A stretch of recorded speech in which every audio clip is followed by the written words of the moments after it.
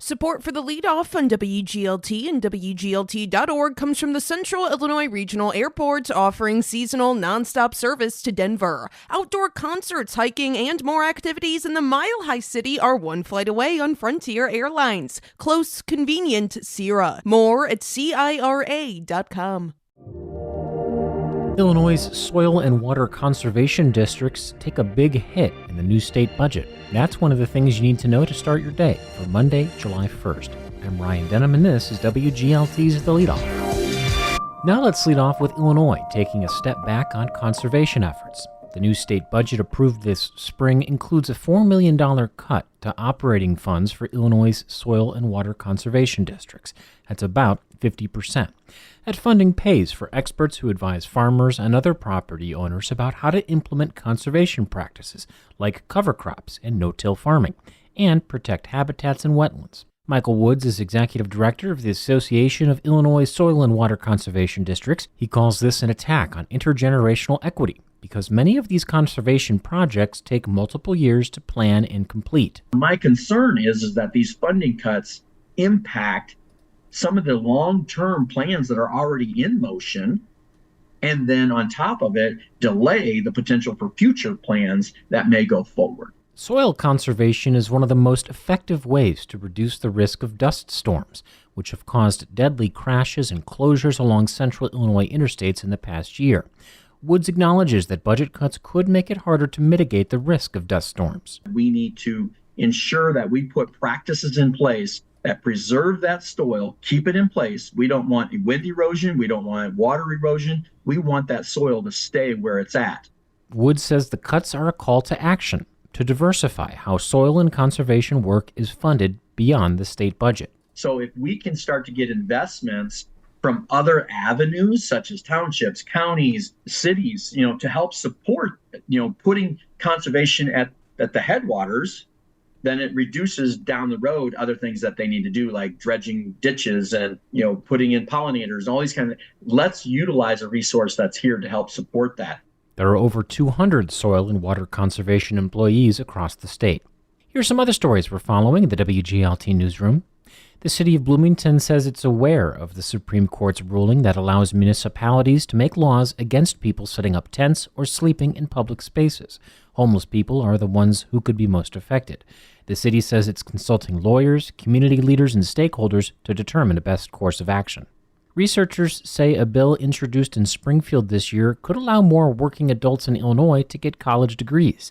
That legislation would allow community colleges to offer bachelor's degrees required for more and more jobs, instead of just 2-year associate's degrees.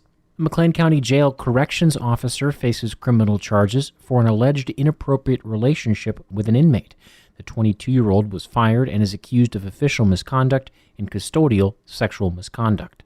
The federal government has approved funding to extend the Route 66 bike and pedestrian trail in northern McLean County. That is $675,000 to plan and design 9 miles of the trail.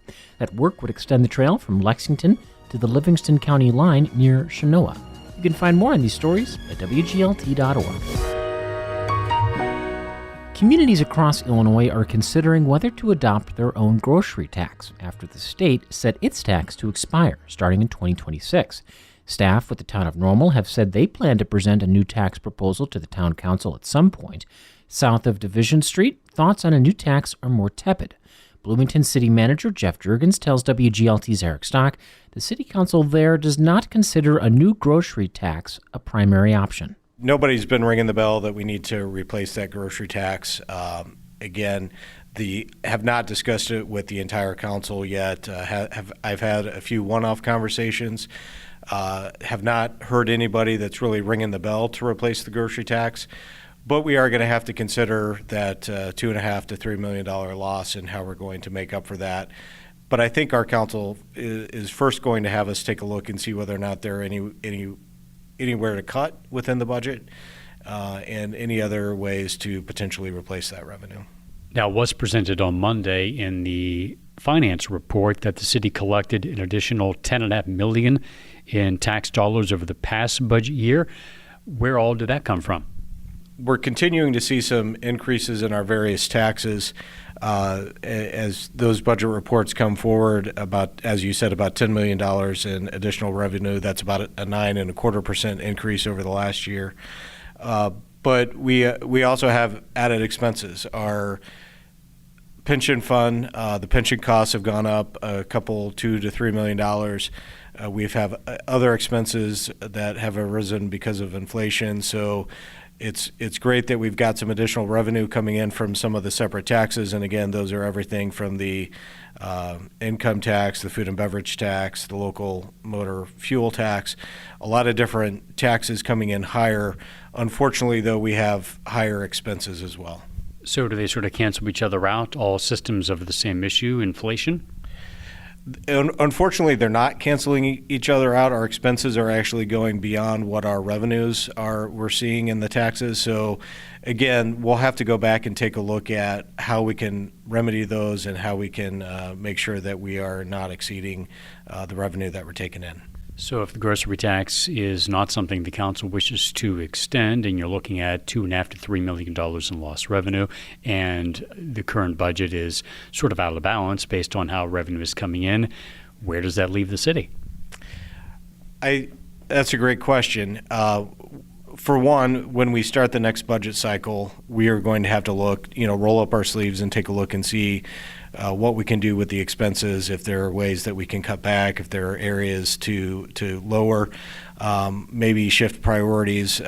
Maybe there are projects that can be taken out another year or 2 years. It's not something that our finance team that we're overly concerned about. It's just something that we have to keep an eye on.